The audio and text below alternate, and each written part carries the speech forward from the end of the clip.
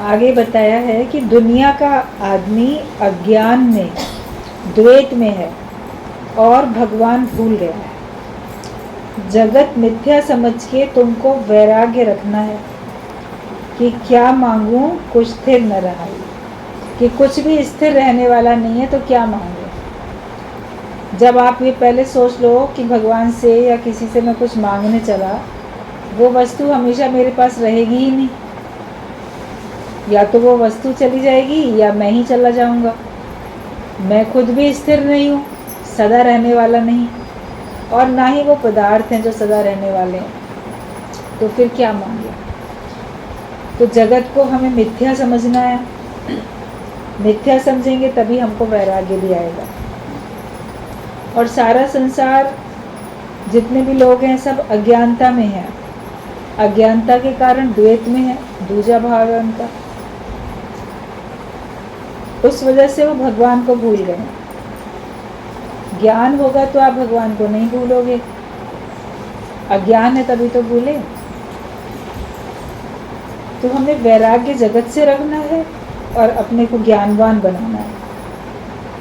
जब तुम जगत को मिथ्या समझोगे तो जगत को स्वयं फेंक दोगे। अभी हम उसको सत्य समझ रहे हैं, इसलिए हमको उसमें अटकने का मन हो रहा है, हम अटकते हैं, हम उसमें कुछ पाना चाहते हैं। लेकिन जब हम उसको मिथ्या समझेंगे तो हम उसमें से रस लेंगे ही नहीं।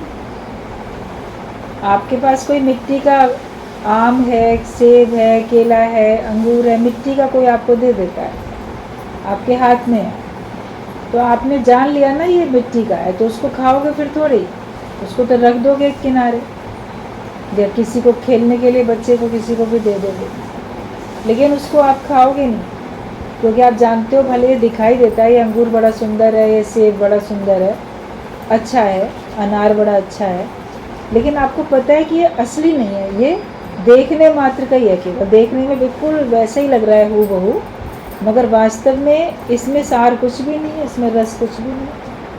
तो जब जगत को भी आप ऐसे ही समझ लो कि इसमें सार कुछ भी नहीं, इसमें रस कुछ भी नहीं, ये देखने मात्र का है, देखने में हमको बिल्कुल असली लगता है, लेकिन आपकी भूख प्यास नहीं मिटा सकता, उससे आपको कुछ हासिल भी नहीं होगा।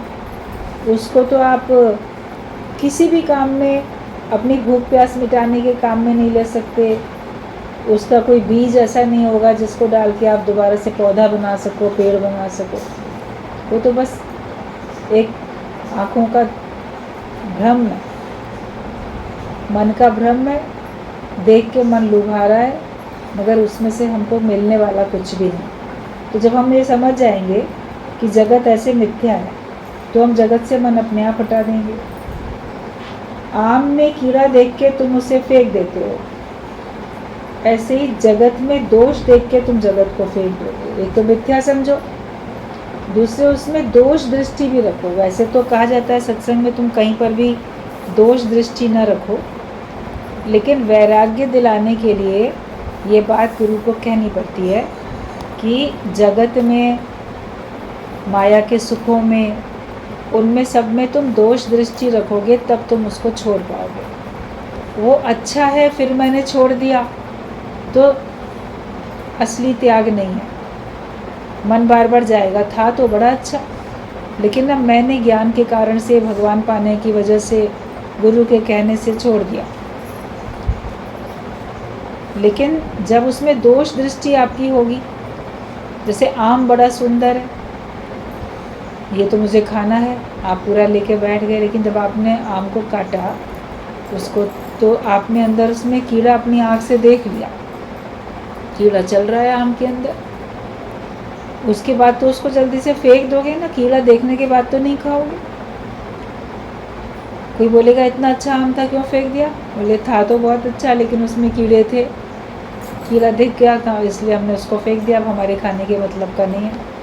तो जैसे आम में कीड़ा देख के हम आम को फेंक देते हैं, ऐसे ही जगत में दोष देख के हम जगत को फेंक देते हैं। कभी भी मन लालायित ना होने पाए कि संसार में तो बड़े सुख थे, मेरा ही भाग्य खोटा था जो मुझे नहीं मिले, मतलब मेरा भाग्य बड़ा अच्छा था जो मुझे संसार के सुख नहीं मिले, मैं उसमें आसक्त नहीं हुआ। अटका नहीं। अटकता तो 84 लाख योनियों में भटकता ही रहता, हट नहीं सकता था मन वहाँ से। तो इसके लिए जगत को मिथ्या भी समझो और उसको उसमें हमको दोष दृष्टि भी रहे। इस वक्त आदमी अपने को सुधारने में लगे पड़े हैं। जब सत्संग में आए हैं लोग तभी तो अपने को सुधारने में लगे हैं, वरना तो कोई भी अपने को सुधारना नहीं चाहता था। दूसरे को सुधारना सब चाहते थे, दूसरा मेरे हिसाब से चले ये सब चाहते थे, लेकिन मैं परमात्मा के हिसाब से चलूँ, मैं ज्ञान के हिसाब से चलूँ या मैं गुरु के हिसाब से चलूँ, वो ध्यान नहीं जाता था। अब जाता है कि दुनिया ना बदले बदल जाए हम, दुनिया बदले ना बदले हम बदल जाएं, हम अपने को सुधार लें। तो जब आप अपने को सुधारने में लग जाते हो तब आपकी होती है उन्नति। मानसिक उन्नति के सिवाय आत्मिक उन्नति ना होगी। आपकी मानसिक उन्नति होती है। मानसिकता हमारी पहले बड़ी संकीर्ण थी, ओछे छोटे विचार थे। अब हमारे विचार बड़े व्यापक हो जाते हैं, विशालता की बात हम सोचते हैं, परमात्मा की बात सोचते हैं, तो हमारे विचार भी उच्च कोटि के ज्ञान वाले बन जाते हैं। और अपने को सुधारना शुरू कर दिया तो ये आपके अंदर में अच्छी विचारधारा आई ना, कि आपने अपने को सुधारना शुरू किया, तभी आपकी मानसिकता अच्छी बनी, मानसिक उन्नति हुई और तभी आपकी आत्मिक भी उन्नति होगी। वरना मानसिक उन्नति के सिवाय आत्मिक उन्नति नहीं होगी। मन जीते जग जीत। आपने मन को जीता तो आप सारे संसार को जीत सकते हो। साइंस ने बहुत तरक्की की है, लेकिन साइंस तुम्हारे अंदर के अज्ञान को निवृत्त नहीं कर सकती है। आपको साइंस की तरक्की बड़ी अच्छी, आविष्कार बड़े अच्छे लगते हैं, लेकिन वो अच्छे हैं, आपको सुख देने वाले हैं, लेकिन साइंस ने ऐसी तरक्की नहीं की है कि जिससे आपके अंदर का अज्ञान दूर हो जाए, आपका रोग दूर हो जाए। ऐसी गोलियां, ऐसे कैप्सूल, ऐसे इंजेक्शन बन गए, लेकिन ऐसी कोई गोली कैप्सूल नहीं बनी जिसको खाओ तो आपका अज्ञान दूर हो जाए। वो तो ज्ञान के वचन ही है औषधि। सर्व रोग का औषध नाम, भगवान का नाम ही सारे रोगों की औषधि है, जिससे हमारे सारे रोग मिटते हैं। तो विज्ञान ने कितनी भी तरक्की की, वो आपके आंसू अंदर से सुखा नहीं पाएगा, आपके द्वैत को अंदर से समाप्त नहीं कर पाएगा, आपको विकार रहित, माया रहित नहीं बना सकता। ऐसा कोई आविष्कार नहीं है जो आपको विकार रहित या माया रहित बनाए, कर्मों से ऊंचा उठाए। कितनी भी साइंस तरक्की कर ले, उससे सदा ऊपर ब्रह्म ज्ञान है। ये ज्ञान ही इतना उच्च कोटि का है जो कि आपको सबसे ऊंचे से ऊंचा भगवंत बना देता है। सबसे ऊंचाई पे आप चले जाते हो, आप भगवान से मिलके एक हो जाते हो। तो साइंस ने किसी का भी अज्ञान तो निवृत्त नहीं किया। राग द्वेष द्वैत उसका गया नहीं है। अपने अज्ञान को जब तक निवृत्त नहीं करोगे तब तक तुम सुखी नहीं हो सकते। सुखी होने के लिए पदार्थ इकट्ठे करना चाहते हो, लेकिन सुखी होने के लिए अंदर के द्वैत को ख़त्म करो, अंदर के अज्ञान को ख़त्म करो। एक ही अज्ञान है कि मैं देह हूँ, इसी को समाप्त करो। और एक ही ज्ञान है कि मैं आत्मा हूँ, ये पक्का करो, तभी आप हमेशा के लिए सुखी हो सकते हो। वरना जब तक आपका अज्ञान नहीं जाएगा तब तक आप सुखी भी नहीं हो सकते। हालतों को देखो, वो भी अज्ञान की वजह से तुमको दुखी करती हैं। परिस्थितियाँ जो आती हैं ना, ऐसी हालत आ गई, अब जीवन में ये हालत हो गई, परिस्थिति ऐसी आई, तो वो तुम्हें डामाडोल करती है, दुखी भी करती है परिस्थिति, वो भी तुम्हारे अज्ञान के कारण। ज्ञानी के पास भी आती हैं वो सारी चीज़ें। कहते देह धरे का दंड है, सब काहू को होए। ज्ञानी भोगे हंस के, अज्ञानी भोगे रोए।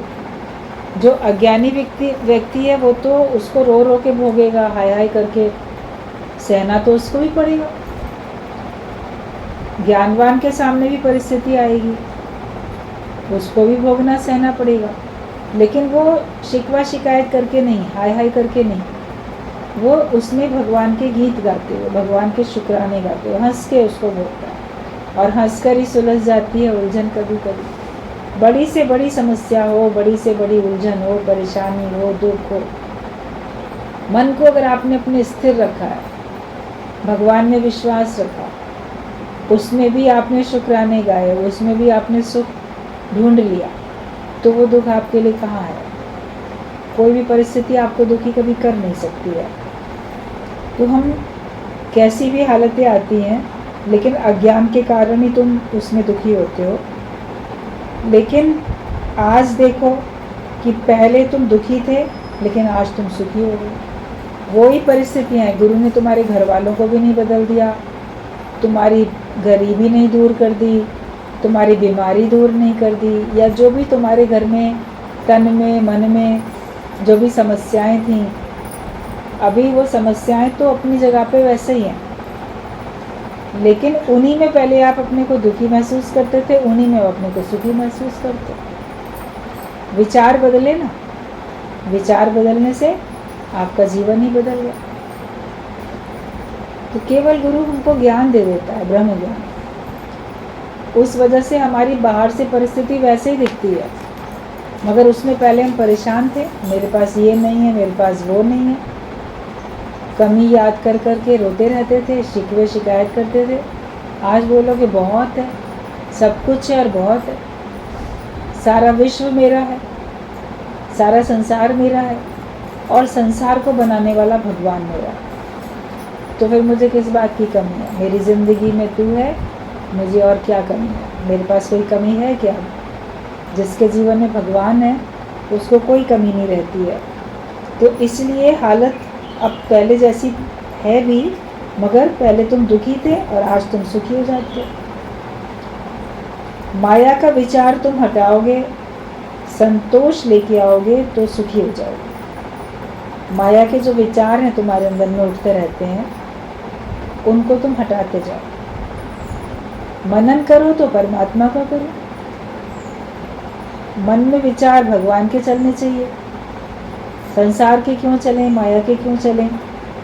तो माया के विचार तुम हटाओ और अपने अंदर संतोष लाओ। संतोषी सदा सुखी, जिसके अंदर संतोष धन है वही सदा सुखी है।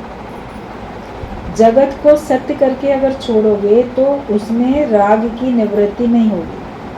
अगर जगत तो सत्य था, बहुत अच्छा था, मगर मैंने उसका त्याग कर दिया, सत्य समझ के उसका त्याग करोगे तो तुम्हारा राग उसमें बना रहेगा, वैराग्य नहीं आएगा।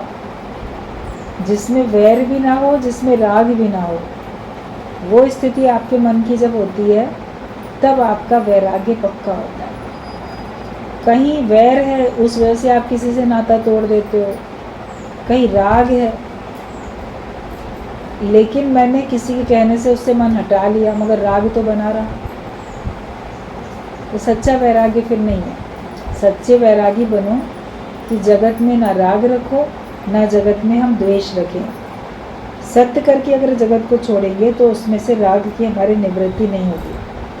सन्यासी अभी तक चाहिए में पड़ा हुआ है, पर यहाँ गुरु ने चाहिए अक्षर की भी निवृत्ति कर दी है।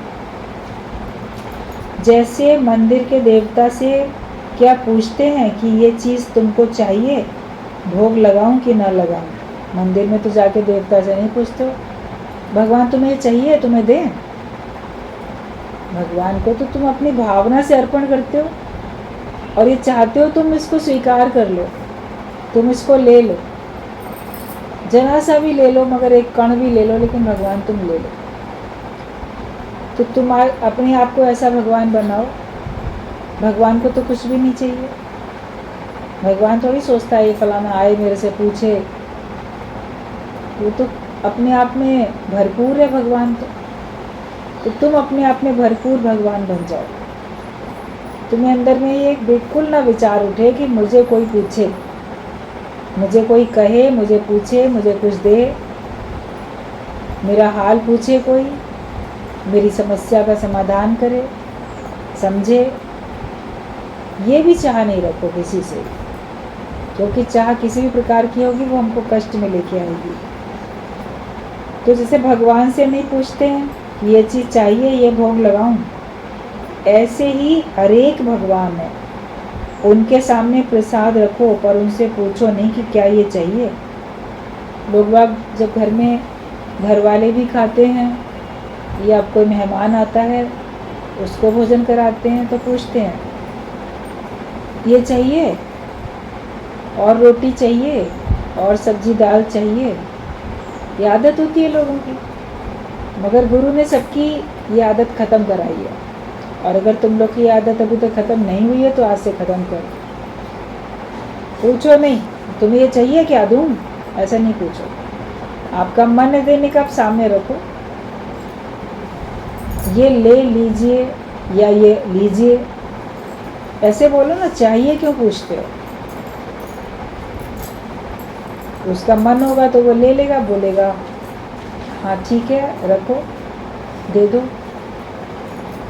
और वरना जैसे टेबल पे रहता है तो सेल्फ सर्विस सब करते हैं, तो जिसको जो लेना होता है लेता रहता है। प्यार से आग्रह एक बार कर सकते हो, लेकिन बहुत ज़बरदस्ती भी नहीं करो।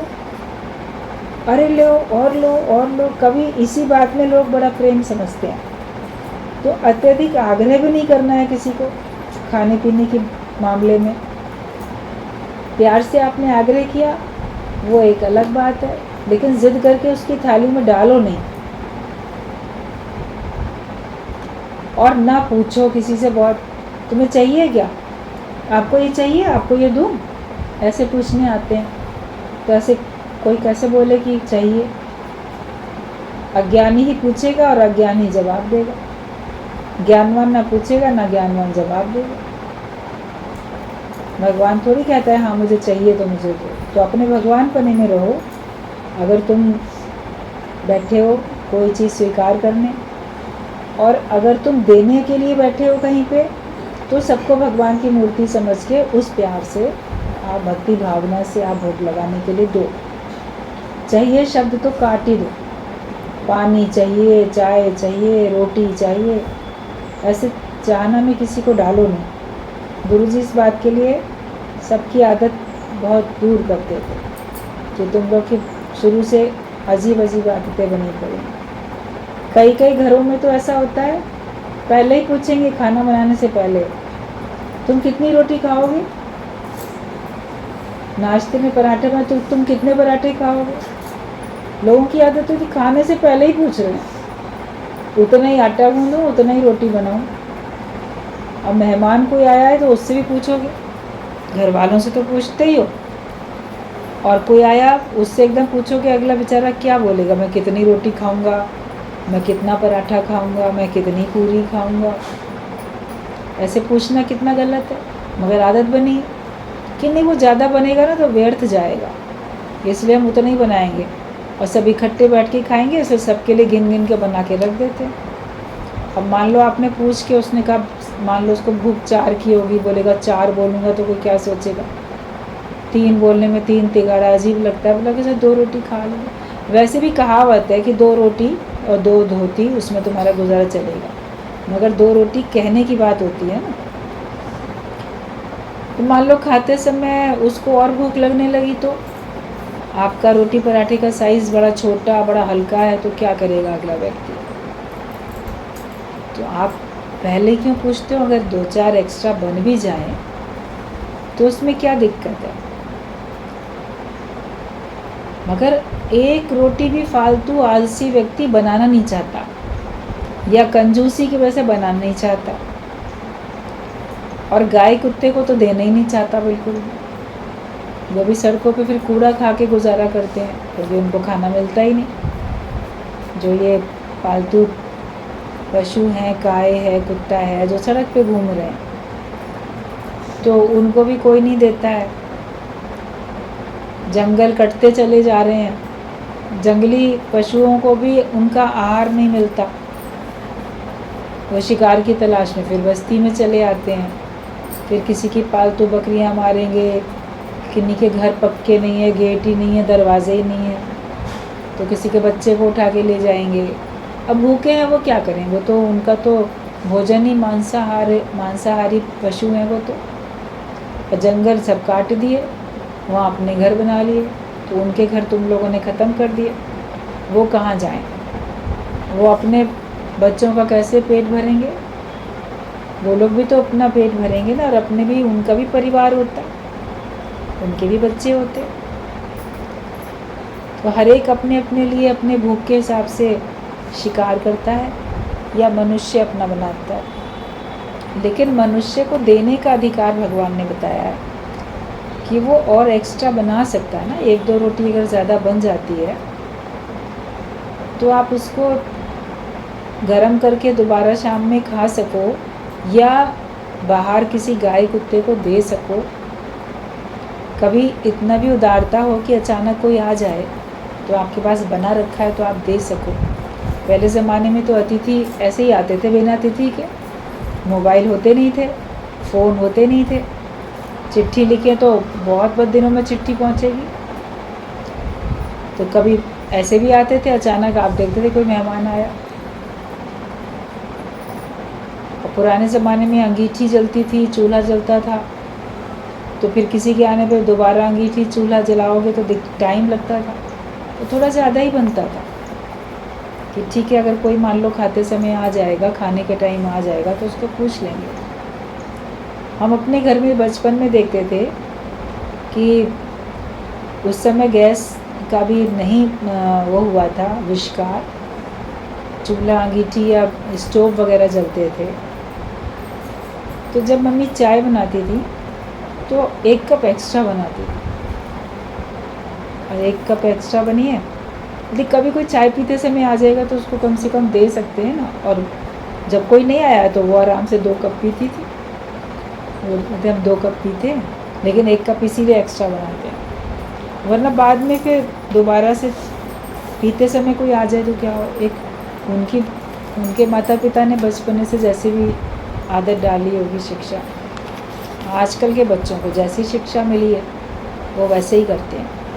मगर चाहिए शब्द किसी से पूछो नहीं, क्या तुम्हें ये चाहिए, खास करके खाने पीने की चीज़। खाने पीने की चीज़ को तो आप ऑफ़र करो भगवान का प्रसाद समझ के, दूसरे को भी भगवान जान के भूख लगाओ। तो तुम उसके सामने, हर एक भगवान है तो उनके सामने प्रसाद रखो, पर उससे पूछो नहीं कि क्या ये चाहिए। चाहना तुम्हें ब्रह्म पद से गिराती है। राजा जनक मिथ्या बुद्धि से रहा पड़ा था। जनक राजा जो थे वो राज्य करते भी थे, राज्य में रहते भी थे, मगर वहाँ पे वो मिथ्या भावना से, मिथ्या बुद्धि से रहते थे। याद रख, दुनिया नहीं है दिल लगाने की जगह। क्या खुशी जीवन की जिसकी मौत आए एक दिन। गुरु हमेशा ये बताते हैं कि ये दुनिया दिल लगाने की जगह नहीं है, और उसकी क्या खुशी करो जिसमें मौत आनी हो एक दिन। आखिर ये तन खाक मिलेगा, काहे फिरत मगरूरी में। आज है कल नहीं है, एक पल में प्रलय होएगी, जान नहीं सकते वो पल कौन सा है। तब किस बात का अहंकार करते हैं, किस बात के लिए सबको अपने से नीचा समझते हैं, अपमानित करते हैं। अहंकार के वशीभूत होकर मनुष्य कितने कर्म बनाता है, और बनाता है तो बदकर्म ही बनाता है। विकारों के अधीन होके, अहंकार के विकार के अधीन होके कर्म तो बदकर्म ही बनेंगे। आप मन से बनाओ या तन से बनाओ, वाणी से बनाओ। अच्छे कर्म करने के लिए अच्छे भाव होने चाहिए ना, अच्छे विचार होने चाहिए। ज्ञानवान होके रहोगे तो तुमसे अच्छे कार्य होंगे। तो ये दुनिया दिल लगाने की जगह नहीं है। किसी से भी दिल लगाई है तो वो रहेंगे नहीं। शरीर सब विनाशी है। दिल जो शरीरों से लगाई है ये मरने जलने वाले हैं।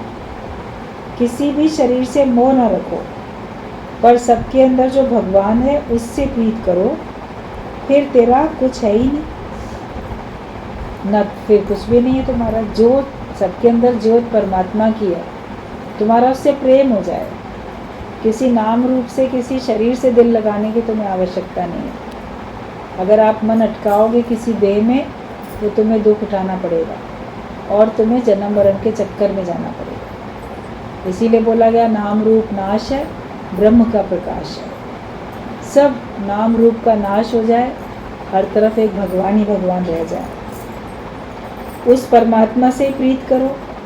अल्लाह ही आदम बन के आया है, भगवान ही है जो मनुष्य बन के आया है। ज्ञानी त्याग भावना से रहा पड़ा है। ज्ञानी जगत में रहता है तो त्याग भावना से रहता है। अज्ञानी व्यक्ति रहता है तो ये मेरा है, मेरेपन की भावना से रहता है, संग्रह करके इकट्ठा करके रहता है। फिर शरीर छोड़ते समय बड़ी तकलीफ होती है। मैं इतना प्यारा प्यारा परिवार छोड़ के जा रहा हूँ, इतने प्यारे संबंधी छोड़ के जाता हूँ, इतनी माया, इतना घर, इतना सामान, धन संपत्ति, ये सब छोड़ के जा रहा हूँ, तो तकलीफ़ होती है। मगर ज्ञानी को कोई तकलीफ़ नहीं होती देह छोड़ने में, क्योंकि वो पहले से ही त्याग भावना में रहता है। मेरा कुछ नहीं, दुनिया में कोई अपना नहीं, और दुनिया में कोई वस्तु मेरी नहीं है। जो कुछ है वो भगवान का है, क्या लागे मेरा, मेरा कुछ है ही नहीं। वो इस भावना में रहता है तो उसको देह छोड़ने में तकलीफ़ नहीं होती। वो जानता है कि एक भगवान ही मेरे हैं, बाकी ये संसार तो पराया है। तो परायों से क्यों प्रीत करें, जो भगवान हमारा है हमको तो उसी से प्रीत करनी है। जो कुछ तुम्हारे पास है सब अमानत की गठरी बांध के रख दो, सब भगवान की अमानत है। काल देवता आएगा लेके जाएगा, उसी की अमानत है। तो संकल्प से उनकी गठरी बना के रख दो दरवाजे के बाहर, जब आएगा उठा के ले जाएगा। जैसे घर का कूड़ा कचरा डस्टबिन में या किसी पॉलीथिन में ऐसे करके आप गेट के बाहर रख देते हो, जमादार आएगा उठा के ले जाएगा। काल भी देवता आएगा, वो ले जाएगा जब उसको ज़रूरत होगी। तुम तो समझो कि ये मेरा नहीं है, भगवान का है, उसकी अमानत है। और जब वो लेके जाएगा तो मेरा कोई वश भी नहीं चलेगा। अगर आप नहीं भी रखते हो अमानत समझ के, तो कहीं भी आप लाख तालों में भी छिपा के रख लो, उसको ले जाना होगा तो वो ले ही जाएगा, उसमें तुम्हारा वश भी कुछ नहीं चलेगा। होटल में से कोई चीज़ तुम ला नहीं सकते हो, सब तेरे लिए है पर तेरा नहीं है। हर चीज़ एंजॉय करो पर अपनी न समझो। गुरु का यही कहना होता है कि जो भी कुछ है उसको एंजॉय करो, लेकिन मेरा नहीं समझो। अच्छे से अच्छा आपके पास में कहीं होटल का कमरा है, महंगा है, उसमें सब कुछ आपके पास है, फ्रिज भी रखा है उसके अंदर, उसमें सामान भरा पड़ा है, टीवी भी है, बाथरूम सुंदर, बेडरूम सुंदर, सब कुछ अच्छा है। मगर वो सब तुम्हारे यूज़ करने के लिए है, क्योंकि तुम उसको पे कर रहे हो, उसका पेमेंट दे रहे हो, इस्तेमाल करने के लिए। लेकिन उसको लेके अपने घर थोड़ी जा सकते हो। अगर तुम वहाँ से कोई चीज़ चोरी करके ले जाओगे तो पकड़े जाने पे तो तुमको बहुत दंड देना पड़ेगा, बदनामी होगी अलग। संसार से तो कोई चीज़ लेके जा ही नहीं सकते, मन में आसक्ति ज़रूर लेके जा सकते हो, तो इसका दंड भुगतना पड़ता है, भारी दंड भुगतना पड़ता है। वापस दुनिया में जन्म मरण के चक्कर में आना कितना भारी दंड है। निम्न कोटि में चले जाना, मनुष्य योनि से हटके और पशु पक्षियों की, कीड़े मकोड़ों की योनि में चले जाना कितना भारी दंड है। तो ये सब दंड क्यों मिला? क्योंकि आपने आसक्ति रखी, मेरा समझा। तभी गुरु नानक देव ने अंतकाल जो माया सुमरे, अंतकाल जो पुत्र सुमरे, सब कितनी कितनी बातें बता दी कि अगर तुम मन में ये सब आसक्ति लेके जाओगे तो आगे तुमको क्या क्या बनना पड़ेगा। तो पदार्थ स्थूल रूप से नहीं लेके जाता है व्यक्ति, मन में ले जाता है, उनका राग, उनकी आसक्ति, राग द्वेष लेके जाता है, तो दंड भुगतता रहता है। बच जाओ, हर बात से अपने को बचाते चले जाओ। तो जो कुछ है उसको एंजॉय करो, लेकिन अपनी नहीं समझो। Beauty is to admire not to touch. जो भी चीज़ तुम्हें सुंदर दिखती है, अच्छी दिखती है, वो प्रशंसा करने के लिए है, पसंद करने के लिए, मगर उसको अपना बनाने के लिए नहीं है। आप उसको स्पर्श भी नहीं कर सकते। किसी बगीचे में जाते हो, फूल तोड़ना मना है। कोई एग्जीबिशन या कहीं कुछ पेंटिंग कोई और लगी होती है, टच करना मना है। आप देख के खुश होके जा सकते हो। तो बस देख के जो भी सुंदरता भगवान की बिखरी पड़ी है चारों तरफ, प्राकृतिक भी और चाहे मनुष्य के द्वारा बनाई गई, जो भी कुछ है, आपको जो कुछ अच्छा लग रहा है, ये सोचो ये सिर्फ एडमायर करने के लिए, ये पसंद करने के लिए है, और इसको देख के मुझे सिर्फ खुश होना है, मगर इसको मुझे अपना नहीं बनाना है। इस भावना से संसार में रहो, संसार की सैर करो इस भावना से, तो फिर आप मुक्त हो। लेकिन जहाँ अपना बनाने की कोशिश की तो वहाँ पे आपका बंधन पड़ा, और वहाँ पे आपका जन्म मरण का चक्कर भी हुआ। तो जब तुम ऐसा समझ के दुनिया में रहोगे तब तुम खुश रहोगे। नई बात कौन सी होगी जो तुम रोओगे? दुनिया में या मनुष्य हंसता है या रोता है, दो काम करता है। तो हंस तो हमेशा तब सकते हो जब सब भगवान का समझोगे। तो और कौन सी ऐसी हालत आएगी दुनिया में जो तुमको अब रोना पड़ेगा? ज्ञान में आने के बाद तुम्हारे आंसू सब सूख जाते हैं, रोना बंद हो जाता है। भरोसा कर तू ईश्वर का, तुझे धोखा नहीं होगा, और ये जीवन बीत जाएगा, तुझे रोना नहीं पड़ेगा। तो अब अपने जीवन में देखो कौन सी बात ऐसी आएगी जिसमें कि तुम्हें रोना पड़ेगा।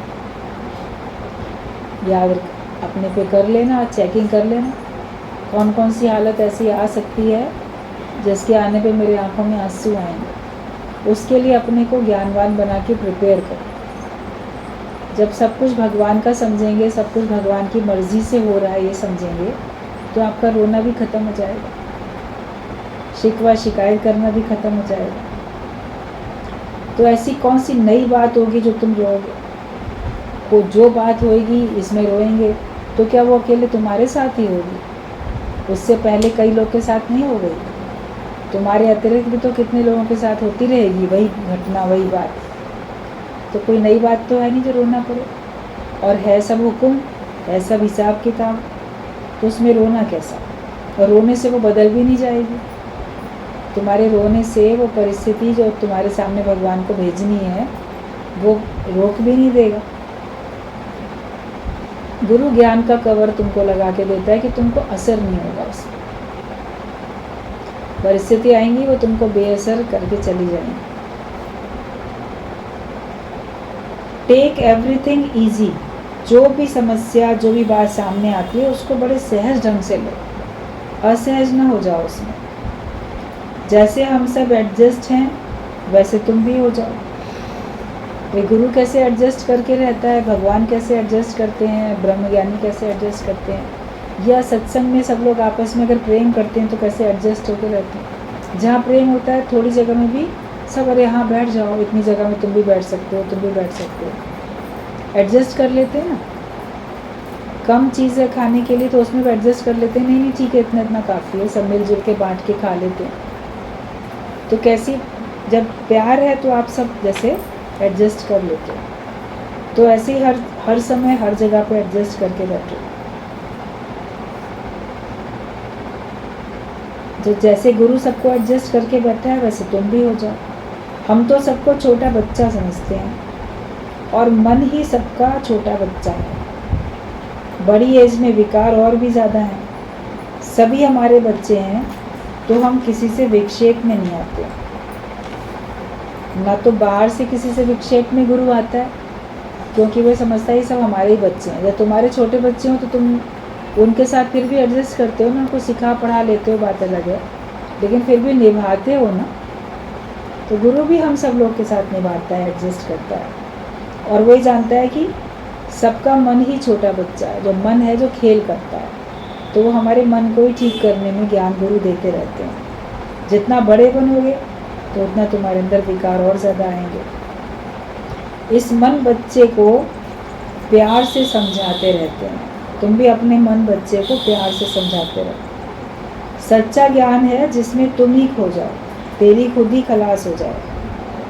सच्चा ज्ञान तो यही है कि जिसमें तुम गुम हो जाओ और तुम्हारी जो अपनी खुदी है वो ख़त्म हो जाए। जिसमें मैं बचा हुआ हूँ तो भी ज्ञान पूरा नहीं है। इतना भक्ति में, ज्ञान में इतना लीन हो जाओ कि तुमसे तुम्हारा आप भूल जाए। आप भुलाइए कहाँ शौक आइए। जब आप अपने को भुलाओगे तब तुमको वो भगवान मिलेगा। और कैसी चतुराई, और कोई चालाकी, समझदारी, चतुराई, होशियारी नहीं रखो, लेकिन ये रखो कि बस मैंने अपने आप को भुला दिया। यही मैंने सबसे बड़ी होशियारी की कि मेरा अपना आप भूल गए। जब आप भूलोगे तब परमात्मा मिलेगा। जब हम था तो तुम नहीं, और जब तुम हो तो हम नहीं। एक म्यान में दो तलवार नहीं रह सकती हैं। तो जब तक हमारे अंदर हमारी मैं बनी रहती है तो भगवान नहीं विद्यमान होते, और जब भगवान आ जाते हैं तो हम गुम होते हैं तो भगवान आते हैं। एक कुर्सी पे एक ही व्यक्ति बैठेगा एक टाइम में, या तुम खुद बैठ जाओ या भगवान बैठ जाओ। भगवान को अगर बसाना चाहते हो अपने रोम रोम में, हृदय में, तो फिर अपने को मिटा दो। यही एक काम करना है। अब मिटाना अगर चाहोगे तो सरल है, ज्ञान से, सहजता से मिट जाता है अपना आप। ईश्वरीय प्रेम में सहजता से हमारा मैं का मिटना हो जाता है। सबको भगवान जान के प्रेम करो तो तुम्हारा देह ध्यास गुम होता जाए।